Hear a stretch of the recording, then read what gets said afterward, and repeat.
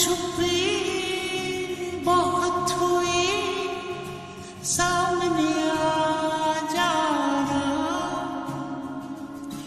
कहाँ कहाँ। আসসালামু আলাইকুম ভাই, আপনারা দেখতেছি অনেকক্ষণ ধরে এখানে বসে আছেন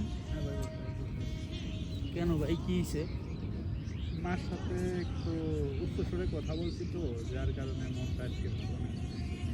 আসলে ভাই, আমরা কারোর সাথে রাগ দেখাইলে কেউ কিন্তু আমাদের রাগ সহ্য করে না। আমরা শুধু দেখাই, ভাইও কিন্তু আমার সাথে রাগ দেখায়, কিন্তু রাগ শুধু একজনই থাকে না, সে হইতেছে মা।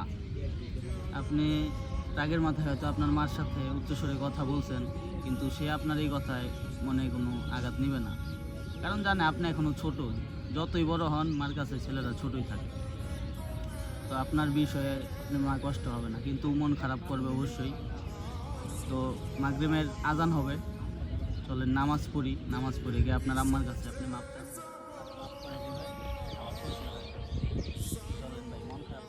जहाँ है यहाँ सपनों वाला मेरी पतंग वो बेफिक्र उड़ रही है माँ,